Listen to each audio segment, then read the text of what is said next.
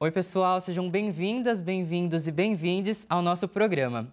Pegue sua pipoca, sua bebida, se acomode no sofá e se prepare para embarcar em mais uma aventura do audiovisual universitário. Está no ar o Estúdio Unesp.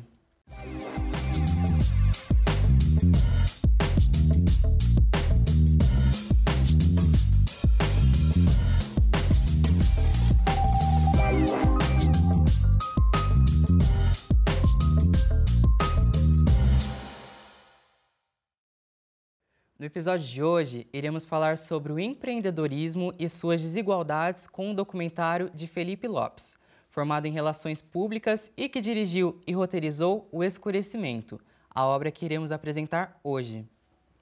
O documentário retrata a realidade que pessoas pretas empreendedoras enfrentam, com ênfase em sua luta por sobrevivência em meio ao sistema capitalista e, junto a isso, o racismo estrutural que afeta a sociedade brasileira.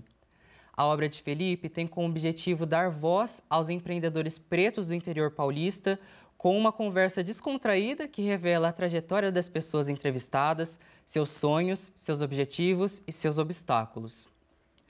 Escurecimento reforça que o cinema e o audiovisual não se restringem a jogos de câmeras, truques de luzes e sons ambientes.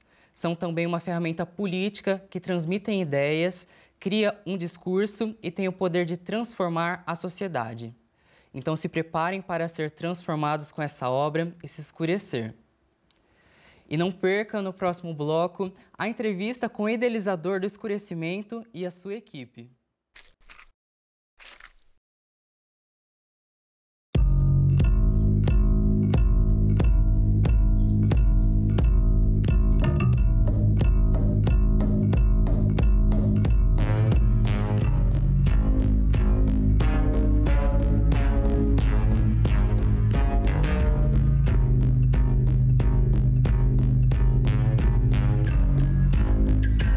Eu sei o que é chegar no dia para trabalhar e, de repente, do nada, aparecer um cambolho que querer levar suas coisas embora, porque diz que saiu a ordem que era para limpar o calçadão.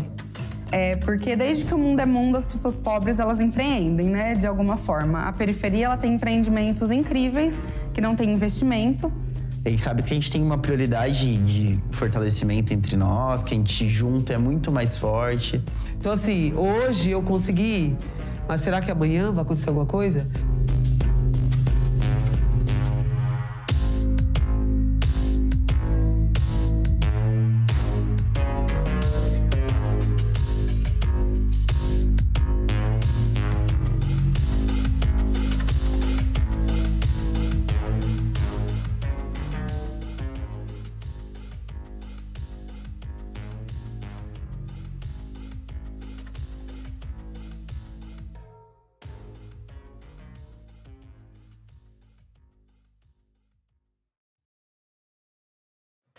Então, Mari, primeiro, queria que você falasse um pouco sobre você. Quem é a Mari? Bom, eu sou a Mari, eu tenho 27 anos, sou formada em Relações Públicas desde 2015. Bom, meu nome é Igor Fernandes, eu tenho 30 anos, estudo Ciências Sociais na Unesp de Marília ainda.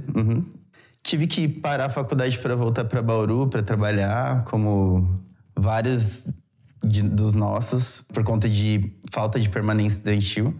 Então, a Maísa é uma pessoa totalmente cheia de sonhos, né? Eu sonhei muito com a forma como eu estou hoje, a minha vida hoje, sabe? Sonhei com a minha família, eu sonhei com a Moda Crespo estar do jeito que ela está hoje. Gosto muito de conhecer pessoas diferentes de mim, então me interesso muito por isso. A comunicação é uma paixão para mim desde sempre. Quando eu era criança, meu sonho era ser apresentadora de TV. Sempre trabalhei muito, sempre trabalhei para os outros bastante. E eu acho que eu não trabalho mais para os outros, mas eu trabalho para os outros ainda. A gente tem uma falsa ilusão de não ter ninguém acima, assim, mas tem. E você aí é uma das integrantes do R Pretas. Você consegue falar para mim um pouco do R Pretas? Consigo. Bom, o R Pretas, ele surgiu dentro de uma semana do hip hop de Bauru. Nós éramos as únicas relações públicas dentro do evento. Então, o pessoal que era de jornalismo, né, acabava falando, fala com as R Pretas, fala com as R Pretas. Então, foi algo que surgiu muito naturalmente. E a gente olhou aquilo e falou, cara, acho que dá pra fazer alguma coisa aqui. Por conta da pandemia, muita coisa mudou, né? A gente trabalhava com pessoas e, de repente, a gente não podia mais ter nenhuma pessoa dentro do nosso estabelecimento. Porque a gente era muita gente, que o projeto sustentava muitas pessoas, muitos sonhos.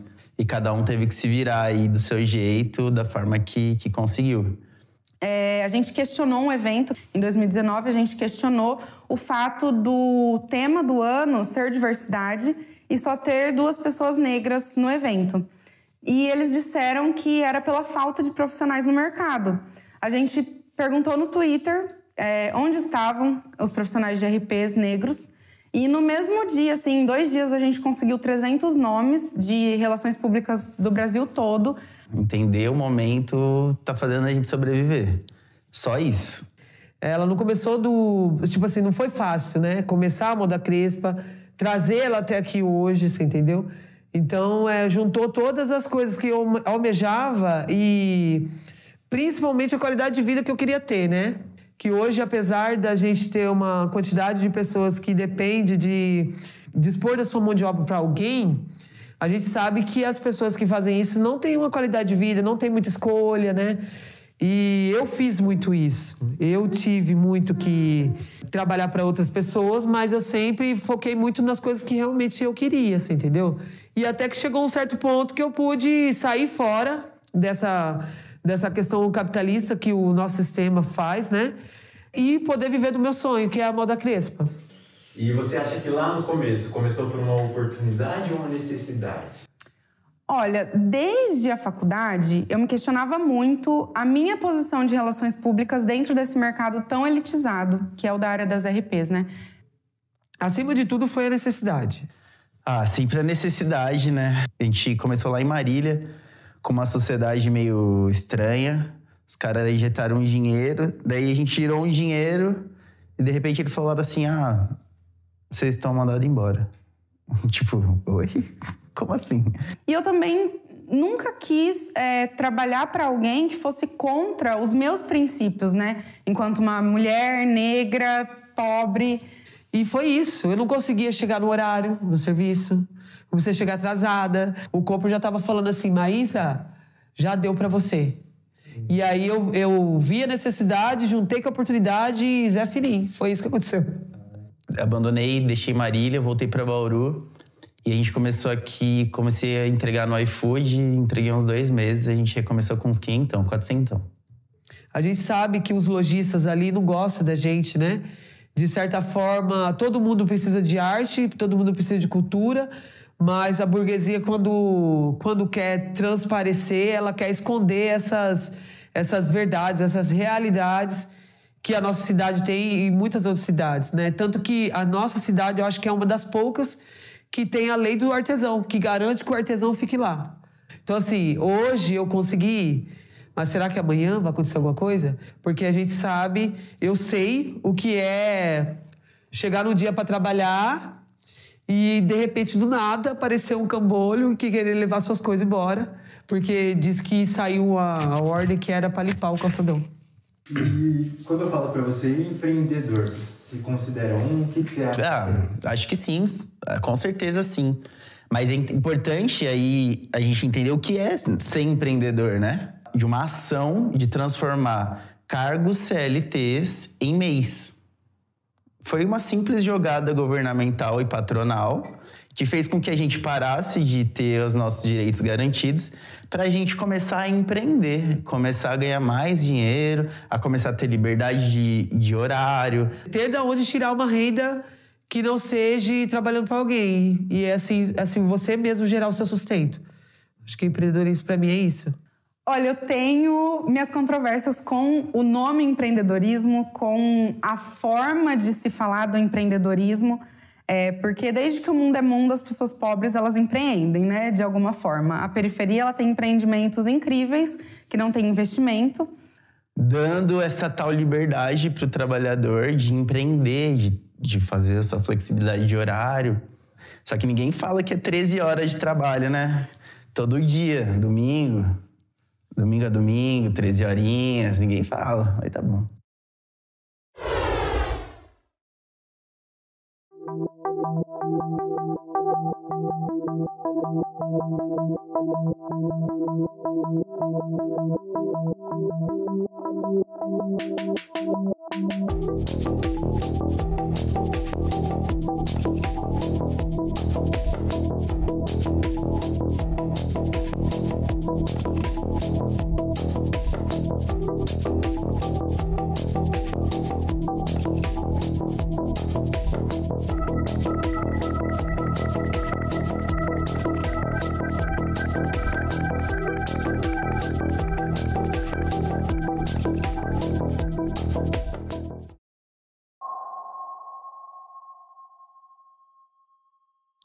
Agora sobre estudo, Igor. Como foram os seus estudos, seu fundamental, seu médio, graduação?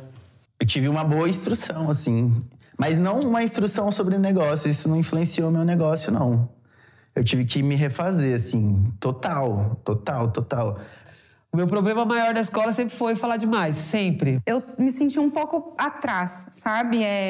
A gente queria Fumacê, na verdade, pra pagar nossos estudos, mano. A gente sempre fez eventos em casa, em rap. E matemática, né? Porque eu sou de humanas. E eu sempre tive muito problema em matemática. Sempre. E hoje eu não tenho tanta dificuldade em matemática. Se eu soubesse... Porque a vida me ensinou a fazer conta pela cabeça. Coisa que na época eu precisava, não conseguia. Entrei pra faculdade, fiz agronomia... Porque graças ao MST, que não é só luta por terras, é luta por conhecimento também.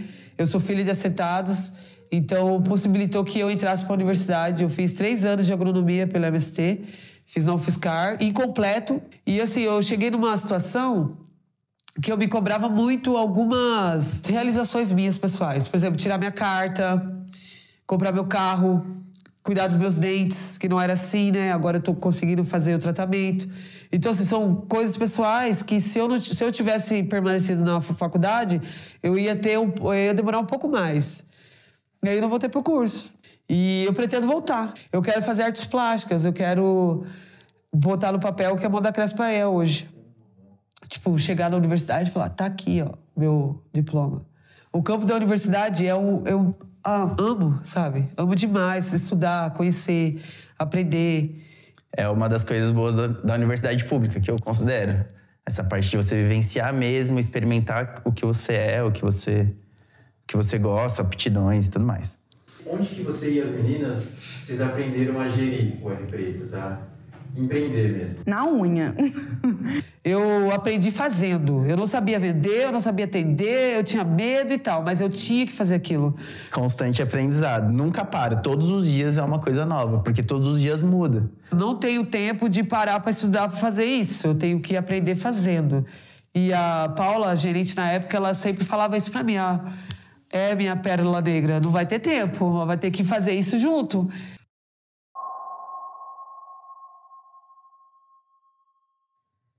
Igor, agora a gente vai falar sobre dinheiro, Igor. Você teve poupança? Claro. Não, nenhuma. Na medida do possível, sim, né? A gente, apesar da dificuldade, a gente tinha. Mas não tinha muitos objetivos, né? E lá no começo do R Pretas, vocês precisaram colocar uma grana inicial assim? Que grana? A gente não tinha nada. A gente tinha, assim... Cada uma tinha seu celular, cada uma tinha seu computador e seus conhecimentos, né? Então, tudo era muito na base do dinheiro de hoje é o dinheiro de hoje, né? O primeiro estágio, assim, com dinheiro foi justamente nessa primeira sociedade. Que a gente teve um aporte forte. Tipo, não tão forte, mas forte. Tipo, 18 mil reais. Então, a gente teve um aporte. Só que esse aporte durou um mês. Que foi quando mandaram a gente embora e tudo mais.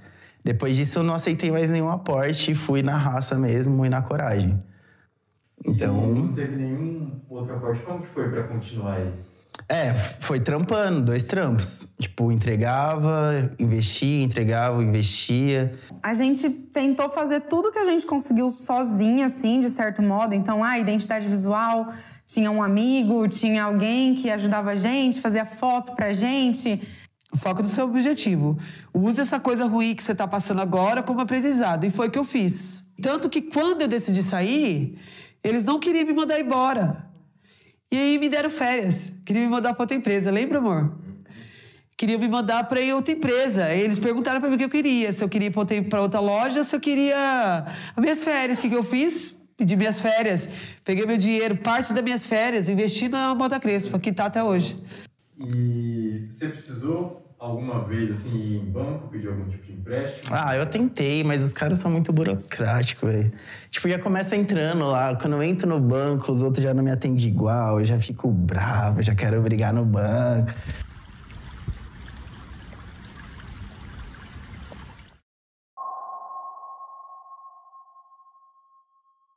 Você se considera uma empreendedora?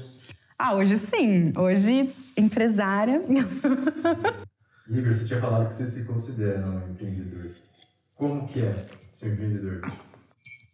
Então, ser empreendedor é o trabalhador sem carteira assinada. É pior, a gente tem uma estabilidade financeira, a gente tem que não saber se vai dar conta de pagar a conta ou não, mano. É a mesma lógica da alienação do trabalho, só que em maior escala. Porque não é mais a responsabilidade do patrão das condições de trabalho, é sua. Tipo, porra, eu que tenho que ter tudo, disponibilidade, dinheiro para investir no meu próprio material, nos próprios equipamentos. E como que tem sido essa trajetória, inclusive dos 2 anos aí da RPretas? Como que você chegou até aqui? Chorando muito. Chorei muito. Fico sempre, às vezes, pensando em como vai ser pra frente, né? Porque, principalmente eu que sou ansiosa, eu nunca tô vivendo no presente, né? Eu tô sempre vivendo com traumas do passado e com o desespero do futuro. Pra mim ter chegado aqui, principalmente, eu tive o Deus, né? Eu sempre coloquei muito Deus na minha frente. Hoje, se eu tô aqui, é pelo apoio, sim, das pessoas que estão ao meu redor, de pessoas que acreditaram muitas vezes mais do que eu naquilo que eu tava fazendo. E esses dias eu vi no LinkedIn que a RPretas completou 2 anos. E nesses 2 anos eu vi também que um dos propósitos da RPretas é trabalhar uma comunicação que seja entendível para todos e para todas. Como que foi quando vocês perceberam e depois que vocês foram notando que a comunicação não é feita para todos? E como que foi trabalhar isso? Olha, bom, nós 3 vemos de uma família, né? De família preta, pessoas que eu acho, se não me engano... Não, eu tenho certeza que eu sou a primeira pessoa que fez faculdade da família do meu pai. Cara, eu sou formada há muito tempo e é muito complicado explicar pro meu pai, de fato, o que eu faço, sabe? Ele fala, eu trabalho lá com a internet. Um povo lá. Então, a gente começou a perceber que, cara... A gente conversava com um pessoal que não eram só acadêmicos, não eram só pessoas desse mercado. E aí você fica usando vários termos em inglês que às vezes nem a gente sabe pronunciar. E eu não achava aquilo justo, de certo modo, porque eu considero a comunicação a primeira coisa que a gente aprende na vida. Então, a gente olhou para aquilo e a gente pensava assim, bom, a gente tem gíria, como diz Mano Brown, gíria não, dialeto, e a gente conversa dessa forma. Então a gente começou a entender que as pessoas entendiam a gente. Eu não consigo falar trabalho, eu falo trampo, é sempre trampo. Então a gente tentou ressignificar essas palavras pro que a gente fazia. Até porque, cara, você senta com um menino lá, que é um rapper, que mora na periferia de São Paulo, ou de qualquer lugar que seja, eu vou ficar falando pra ele, olha, hoje a gente vai sentar aqui pra fazer um brainstorming, aí eu vou fazer o seu briefing, e aí a gente vai fazer uma call semana que vem pra gente conversar e acertar esses pontos. Eu não via sentido, sabe? A pessoa vai me pagar pra falar uma coisa pra ela que ela nem sabe do que eu tô falando.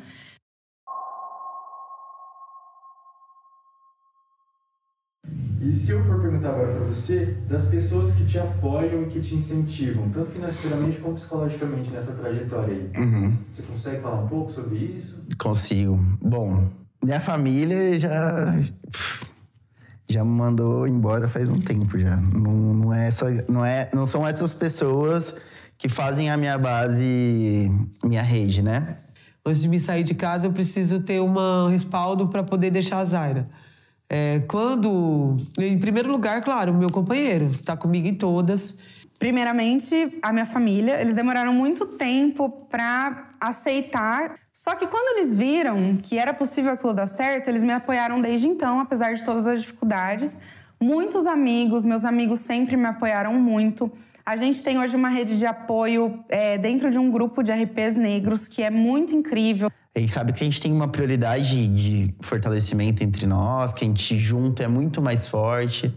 Que quando a gente estava todo mundo junto ali, o salão, a estamparia, a cozinha, o bar, a tabacaria, junto com o centro cultural, era o Megazord ali, tá ligado? Nossa, a gente tava pronto para qualquer batalha. Podia vir polícia, podia vir o governador. Não tinha. E separado, nossa, muito mais difícil, né? Muito mais difícil. A gente foi despejado de lá. No meio da pandemia, em julho, faz um ano. E desses trampos aí, você consegue me falar assim, definir o seu público, quem compra de você? Consigo. A maioria dos que compram de mim são trabalhadores e pessoas de luta, por incrível que pareça. São pessoas que entendem o envolvimento, sabe? A gente começa a se identificar, né, a criar a nossa identificação, a entender mais quem nós somos enquanto pessoas pretas, e a gente começa também a entender que a gente já não compra mais só por comprar, né? Do mesmo lado que eu preciso ter uma moeda, eu nunca deixei de lado a militância. Isso me prejudica nos negócios, por exemplo, mas também me abre muitas portas. É uma decisão mesmo política e de vida.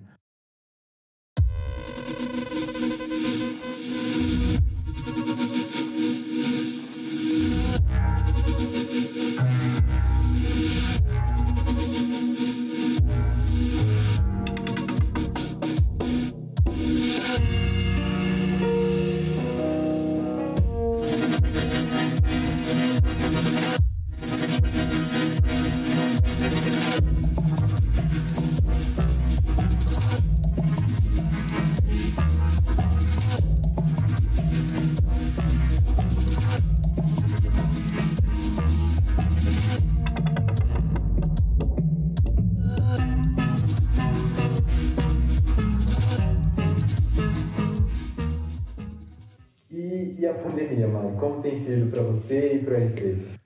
Sincero, tô muito mais tranquilo. A minha vida era um inferno, mano. Minha vida era um inferno. Muita gente começou a despertar para o digital, porque poucas pessoas fazem esse tipo de assessoria, até o que a gente conhece, com o preço que é legal para essa galera, que pensa nessa galera especificamente, que fala a linguagem deles, que vai colocar a verdade deles no mundo, que não vai querer transformar quem eles são para que eles vendam. Foquei só na Moda Crespa, só trabalhei. Trabalhei até o dia 24 de dezembro. A Zara já nasceu dia 28 de janeiro. Hoje cedo a gente teve uma reunião estadual e eu falei, viu, essa instabilidade vem de antes. Não é na pandemia que eu comecei a ter essa instabilidade, não. Antes eu já não me alimentava tão bem, não. Eu tenho conta de antes da pandemia, atrasada, tipo... O que é progresso para você? Olha, a gente está numa situação bem caótica da nossa economia. A gente não está conseguindo fechar o orçamento, a gente está deixando várias coisas de lado, mas a gente está construindo a nossa casa. A gente está conseguindo comer bem, graças a Deus, a mistura não está faltando. Óbvio, tem dia que você come mais salsicha, outro dia você come mais linguiça, mas você come carne, você entendeu? Com um pouco mais difícil, mas come. Né? A Zara, por exemplo, tem que comprar uma fábrica de bolacha para essa menina. E não falta, né, filha? Não falta. Mamãe, papai tá conseguindo manter as coisinhas dela. Tem tempo para ficar com a Zara? Pô, melhor de tudo. Tem tempo para ficar com a Zara. É muito doido você pensar que é um privilégio você estar com sua... Isso! Porque o sistema ele não dá esse tempo. Eu tive um acesso à tecnologia e consegui fazer outros trampos aí via online. Mais de quem não teve, sabe? E o tanto de negócios perdidos e o tanto de... né? Quando a gente atinge uma vida sem a preocupação prioritária ser o material, ser o alimento, ser o aluguel, ser as contas, a gente atinge um primeiro passo já de progresso, que é, então já posso pensar sobre a qualidade do meu mundo, não só mais a mim, não só mais um lance individual, mas um lance mais coletivo. E ainda nessa linha... Você contou aí que você está com vários novos projetos aí. Como você se vê lá na frente? Vivo. Essa primeira volta. Eu sou um professor, né? Antes de tudo, eu sou professor. O meu futuro é mais pessoas formadas, entendendo esses processos e contribuindo para que essa estrutura caia. O empresário, o capitalismo, ele prega essa moral não moral. Esse lance de, tipo, o normal é você ter a sua vida de trabalho muito certa, é você ser um empresário de sucesso, é você ter o seu negócio saudável, é você investir em vários lugares, você investir na bolsa de valores. É um perfil comercial, mas que, na verdade, é o perfil do capitalismo, é o perfil da burguesia. A burguesia é isso. Então, essa ideologia, ela tá muito bem implantada aqui. Essa ideologia burguesa, muito bem. Mas sempre tem aí o pessoal que não se enverga, né? Que não abaixa a cabeça. Eu tô entre essas pessoas. Que mesmo entendendo a forma de sobrevivência, não abaixo minha cabeça e faço o contrário ainda. Ah, tem que investir ali? Vamos investir aqui, então. Ah, mas então vou aqui. Sabe? Tipo, uma contra-economia mesmo, de nós pra nós. Penso assim e sigo. Mari, a gente está caminhando para o final. Agora eu queria que você olhasse aqui para a câmera e divulgasse. Então bom. Bom, gente, o R Pretas está caminhando para ser uma agência de relações públicas. Por enquanto, nos nomeamos como coletivo de relações públicas. Nós trabalhamos com assessoria de imprensa, assessoria de comunicação e planejamento estratégico. A gente tem uma marca chamada Fumacê, que na real hoje em dia é um coletivo chamado Formando Mentes Coletivas, o FMC. Ele está 100% aberto para quem queira somar e queira contribuir e entrar nessa rede aí de parcerias comerciais e não comerciais também. E a gente, na pandemia, a gente criou uma alternativa, além de expor no calçadão, expor nos eventos, que é fazer a entrega. Mas a chamada mesmo é para que a gente se fortaleça. Eu vejo vários trabalhadores trabalhando todos os dias, divulgam em todos os lugares e mesmo assim não conseguem venda, seus negócios estão estabilizados, não vai, não anda, não engaja. Porque é isso, não tem dinheiro, não tem dinheiro. Eu tenho muitos sonhos pra Amanda Crespa. Tipo, o que ela tá hoje não é nem metade das coisas que eu almejo pra ela. E eu tô lutando com as ferramentas que eu tenho hoje. E vai dar tudo certo, eu sei que vai dar tudo certo, vocês vão ver. Esse é o ponto que a gente tá, então nos fortalecendo, com certeza a gente busca melhoria aí, dá pra melhorar a vida de mais gente, de uma rede inteira.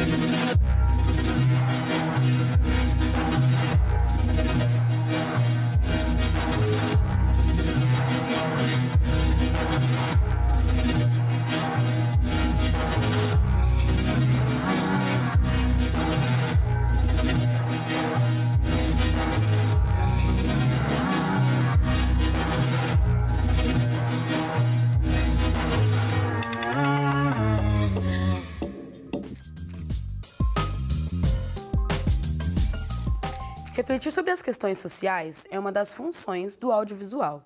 E tudo isso começa lá no roteiro. Mas afinal, vocês sabem o que é um roteiro? O roteiro é a descrição em palavras da peça audiovisual. Ele funciona como um guia do que deve ser filmado, falado e contado. É através dele que nasce a obra audiovisual. O roteiro pode ser de ficção ou não ficção. Os roteiros de não ficção têm nos fatos e nas pessoas os elementos principais da narrativa. Como exemplo temos documentários, reality shows, programas de variedades e vídeos institucionais. Já os roteiros de ficção, como os de novelas e filmes, são divididos em cenas numeradas que descrevem os personagens, os cenários, os diálogos, entonação e expressão dos atores. No roteiro está indicado o período em que a cena deve ser filmada, se será durante o dia ou a noite, o espaço em que ela se passa, se é uma cena interna em um local fechado ou se é externa em um local aberto. Resumindo, o roteiro é um guia da produção audiovisual que será utilizada por todas as áreas envolvidas na realização da obra. Esse foi o Explica Aí de hoje. Espero que tenham gostado e até mais!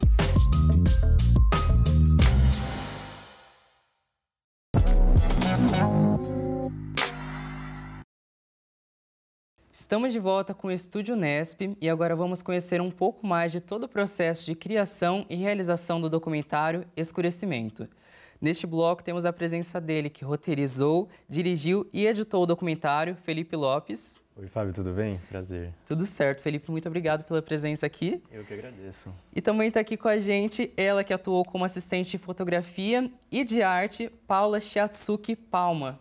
Olá, pessoal. Muito obrigada pelo convite, Fábio. Obrigado vocês por estarem aqui. No nosso país, a maioria das pessoas empreendedoras se considera preta ou parda. Mas ao pesquisarmos os maiores empreendedores, iremos nos deparar majoritariamente com imagens de homens brancos. Isso revela o racismo estrutural presente na sociedade brasileira e também no empreendedorismo. Por isso, documentários como Escurecimento são extremamente necessários. Bom, para começar a nossa conversa, eu queria saber como que esse projeto nasceu e de onde veio a inspiração para o Escurecimento. Ah, legal. Bom, o Escurecimento foi o meu trabalho de conclusão de curso, né? Me formei em Relações Públicas pela Unesp de Bauru e eu sempre tive um envolvimento muito grande com o empreendedorismo, né? Começou há muito tempo lá no meu ensino médio, quando eu precisava de um dinheiro e comecei a empreender e foi algo que deu muito certo, então foi algo que eu sempre tive muito próximo de mim. Eu sempre, para sair para trabalhar, eu vou de ônibus e eu passo ali aqui em Bauru, pela Avenida da Rodrigues Alves. Uma vez eu estava passando ali e eu vi uma senhorinha que estava vendendo pães, tipo super simplesinho, assim, uma mesinha, vários pães. E eu sempre passava ali e eu parava para pensar, será que ela sabe que ela é uma empreendedora? Que ela, tipo, faz o corre dela e tem um retorno sobre isso? Então eu meio que queria falar com essas pessoas, né? Eu queria que essas pessoas entendessem todo o trampo delas e o quanto esse trampo é importante, né? Não só para elas, mas para outras pessoas se sentirem representadas. Então eu queria falar com essas pessoas, né, pessoas pequenos empreendedores, que é o que a gente chama. Porque quando a gente realmente, como você falou, quando a gente pesquisa, por exemplo, no Google, empreendedorismo, empreendedores de sucesso, você só vai ver homem branco de terno, de startup, e isso não cria uma conectividade com as pessoas que realmente empreendem, que é o que a gente chama de empreendedorismo por necessidade. Então eu queria muito falar com essas pessoas e contar histórias mesmo, para que essas pessoas se sentissem mesmo representadas. Então aí que foi o start que me deu, faz um tempinho, né, no começo da pandemia, né, foi lá em 2020. Então aí que foi o ponto inicial para começar a desenvolver o processo. Felipe, além de ser roteirista em Escurecimento, você também atuou como editor e diretor. Aí eu queria entender por que, enquanto um estudante de Relações Públicas, você escolheu fazer uma obra audiovisual como trabalho de conclusão de curso. Ah, legal. Quando a gente estava começando a formatar o projeto, a gente tinha essa possibilidade, né, da entrega do produto, como ser realmente um produto, não ser apenas a monografia. E como que eu comentei aqui, é algo que realmente eu tinha um contato muito forte com o empreendedorismo, eu queria fazer algo relacionado a isso. E também, como eu tinha um contato muito forte com o audiovisual, desde pequeno também, e eu tenho muitas pessoas ao meu redor que estão dentro dessa áurea do audiovisual, foi algo que eu me senti muito mais confortável de entrar nesse desafio. Então, eu decidi fazer um produto audiovisual justamente por esses 2 fatores. E também, quando a gente fala, né, de Unesp, universidade pública, eu sinto que a gente tem uma dívida muito grande em dar um retorno, né, para a sociedade sobre tudo aquilo, né, o que a gente fala que é o colocar para fora tudo que a gente aprende e estuda.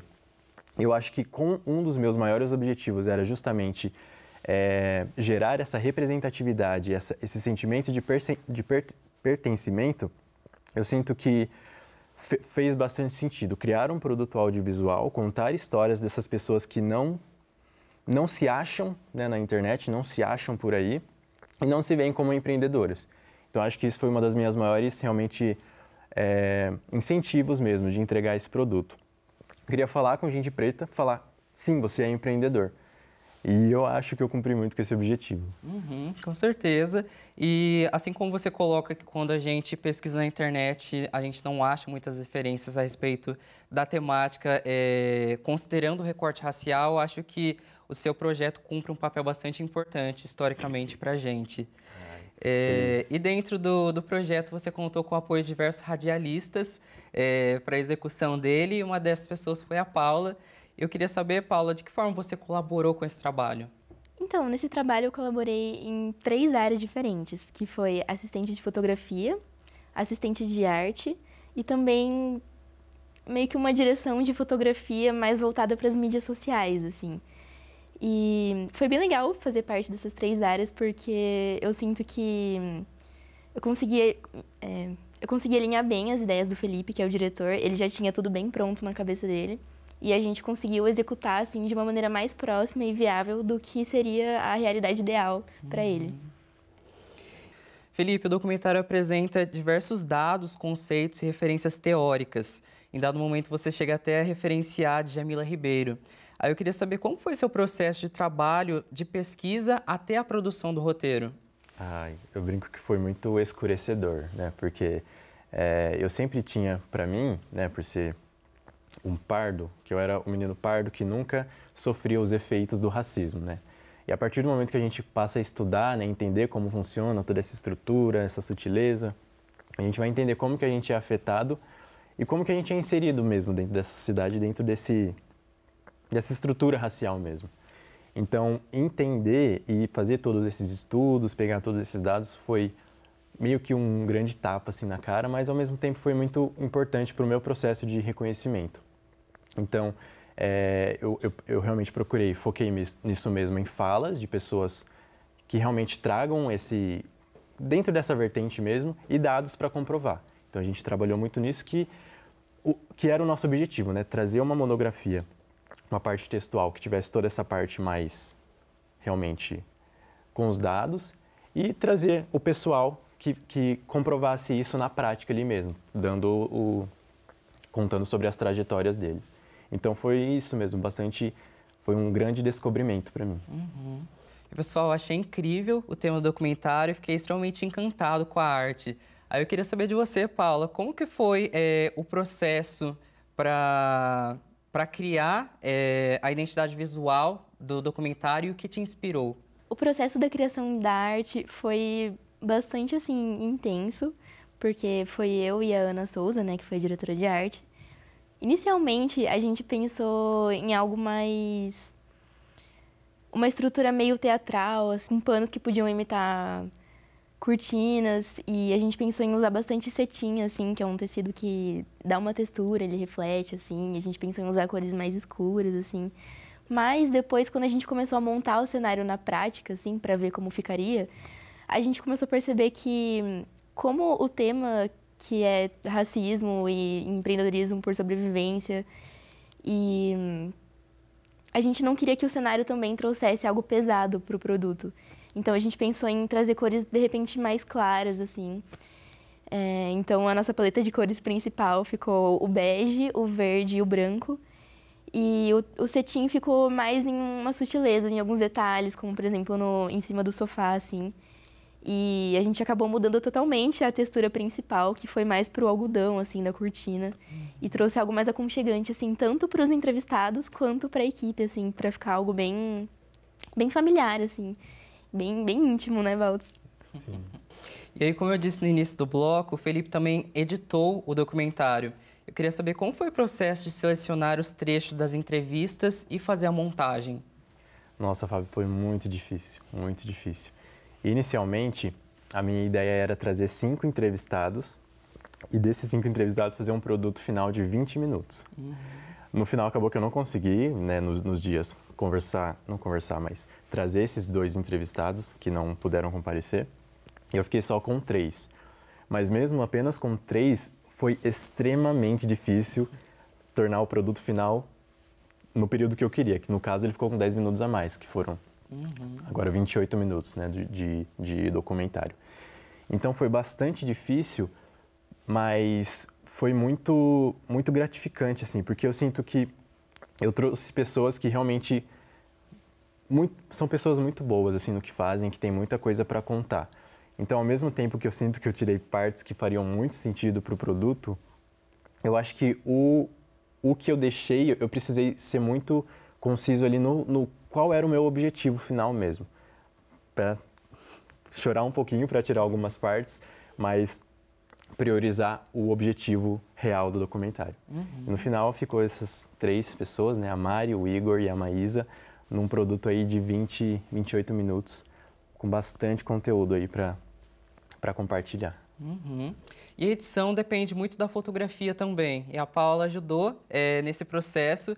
Eu queria perguntar como é que foi o processo de criação da fotografia do documentário. O processo de criação da fotografia foi, assim, muito legal, porque, como a gente comentou, o Felipe já veio com ideias muito prontas do que ele queria, assim. E com referências muito legais também, que a principal referência estética que a gente tinha era o documentário Negritudes, da Nathalie Neri. E nesse documentário, ela usa um artifício estético que é mostrar meio que o backstage do cenário, assim. Então, ela mostra tripés e coisas saindo, assim, meio que do cenário. Isso é muito legal, porque traz bastante intimidade, assim, com as pessoas. E o Felipe veio com essa ideia e a gente achou perfeito, assim. Então, a gente usou 2 câmeras principais de documentário, né? A câmera parada e a câmera 2, que é a câmera na mão, pegando os detalhes. E teve a terceira câmera, que foi, acho que, uma das partes mais legais, que foi uma câmera suja, né? Que mostrava essas partes meio backstage, assim. E o Felipe incluiu na edição em muitos momentos, assim, muito legais, deu bastante ritmo pra edição, assim. E foi bem interessante, assim, participar desse processo. E eu gosto dessa câmera suja porque gera uma aproximação muito forte do público.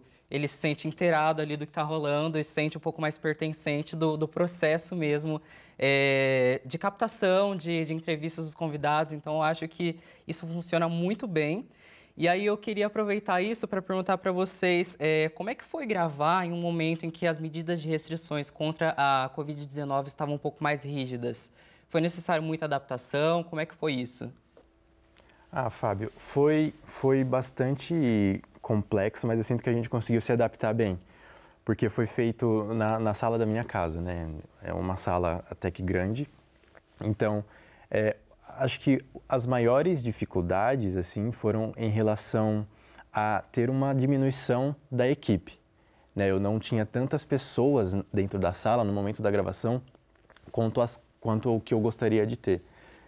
Mas mesmo assim, mesmo com essa medida, eu acho que o pessoal, a equipe que estava lá, deu conta e ficou esse produto lindo que a gente está vendo. Todo mundo da equipe, como a gente esquematizou, né? Todo mundo da equipe ficou com máscara, a gente só pediu para o entrevistado, caso ele se sentisse confortável, ele tirar a máscara, e a gente seguiu assim. A gente teve uma dificuldade em relação a deixar o ambiente aberto, né? Porque você abre uma janela, entra ar, mas também entra barulho. Mas aí eu tive o Vitor, que me ajudou muito também nessa parte da edição do áudio. E no final acabou dando tudo certo. Uma das coisas também que acabou ajudando, assim, no processo foi a diminuição do número dos convidados, né? Acabou ficando só 3 pessoas. E acabou sendo melhor nesse sentido também. Sim. E a gente tentou optar por gravações um pouco espaçadas, assim, entre os entrevistados. Então, não fazer tudo no mesmo dia.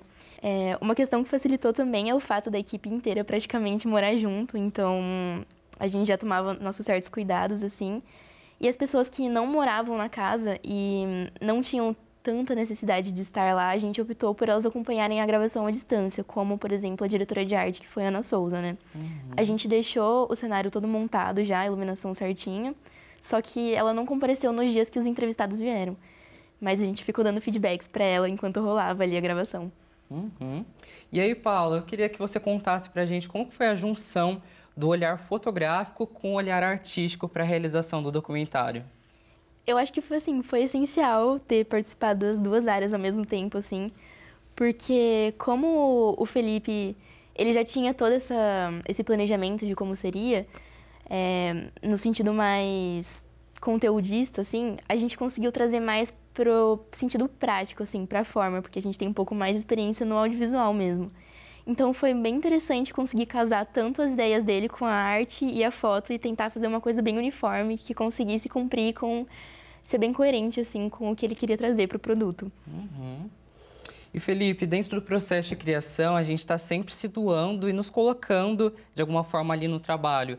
Eu queria saber como foi para você fazer isso e o que você levou do Felipe para dentro do escurecimento. O que eu levei do Felipe para o escurecimento? Eu acho que seria muito isso do meu processo desenvolvendo o produto e eu acho que eu quis colocar isso no produto, né? De trazer uma linguagem entendível para compartilhar uma ideia, né? Para passar esse recado para as pessoas que eu queria atingir. Então, me impactou muito e eu queria impactar essas pessoas. Eu acho que esse processo interno, eu acho que eu queria demonstrar com o escurecimento. Então, acho que seria mais isso mesmo, da forma de passar uma mensagem. Compreendo. E você, Paula, como você se colocou no documentário? Então, eu sinto que uma das maiores bagagens assim, que eu consegui trazer para o documentário foi todos esses aprendizados que a gente teve ao longo dos anos de Unesp, porque dentro da universidade pública, geralmente a gente não tem muito recurso para produzir as coisas e acaba ficando tudo muito por conta dos alunos mesmo, ir atrás, aprender e conseguir equipamentos, assim. Então, a gente fez toda a produção com equipamentos bem limitados, assim.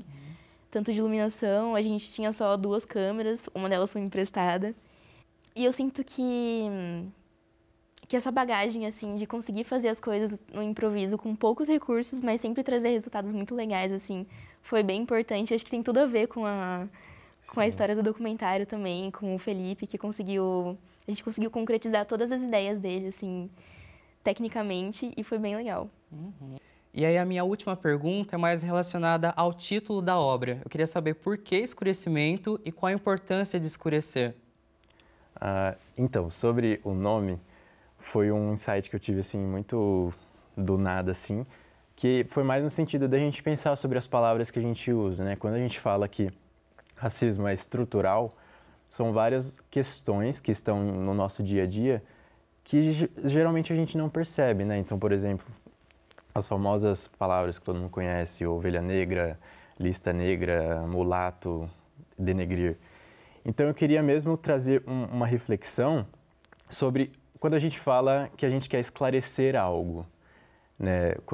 Que seria tornar algo mais claro, que seria mais entendível, não sei. Uhum.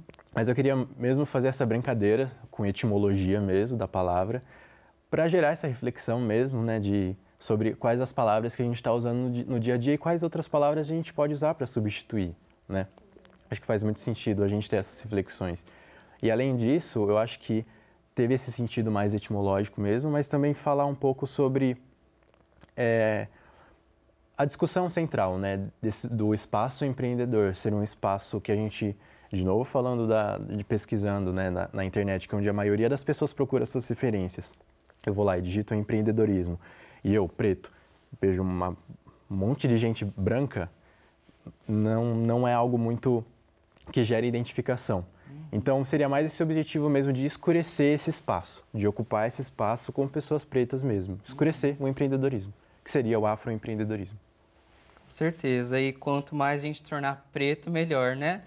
Com certeza. Pessoal, nossa entrevista, infelizmente, vai ficando por aqui. Eu agradeço enormemente a participação de vocês. Foi ótimo bater esse papo e conhecer um pouco mais os bastidores do escurecimento. Eu que agradeço, Fábio. Foi ótimo. Agradeço muito pelo convite. Foi muito bom compartilhar com vocês aqui sobre o escurecimento. Muito obrigada, gente. Foi uma experiência incrível. E para finalizar, você quer deixar para o público as redes sociais do projeto, como que encontra ele na internet? Ah, é legal, quero sim. Para quem quiser rever ou até compartilhar, né, o produto, o Escurecimento, é só digitar lá no YouTube Escurecimento, Racismo e Empreendedorismo em Bauru, ou seguir a gente no Instagram, né, @escurecimento.doc. Felipe, Paula, muito obrigado novamente, foi um prazer. E você aí de casa, curtiu esse documentário? Então se liga nesta lista de indicações que a nossa equipe preparou para vocês. A primeira indicação de hoje é A Cor do Trabalho, documentário que aborda o empreendedorismo negro desde a abolição da escravatura aos dias atuais. A obra conta com o depoimento de 32 pessoas negras que tiveram sucesso profissional em áreas que, normalmente, não são associadas à população negra e mostra como o acesso à educação pode contribuir para a transformação social. Nossa segunda indicação é Branco Sai, Preto Fica, uma ficção científica baseada em um episódio de violência policial ocorrido em um baile black, na periferia de Brasília, na década de 80. O filme tem ainda um quê de documentário, ao trazer como personagens centrais duas das vítimas para narrar o caso. Anda, porra! Tá surdo, negão? Encosta ali! Tô falando que branco lá fora e preto aqui dentro. Branco sai e preto fica, porra! E chegamos ao fim de mais um episódio no nosso programa. Não esqueçam de seguir a TV Unesp nas redes sociais para ficar por dentro de tudo que está rolando na nossa programação. Hoje no Estúdio Unesp, nada foi esclarecido, escurecemos. O modo como nos comunicamos, o que representamos em tela e as ideias que transmitimos são tão importantes quanto as técnicas que utilizamos.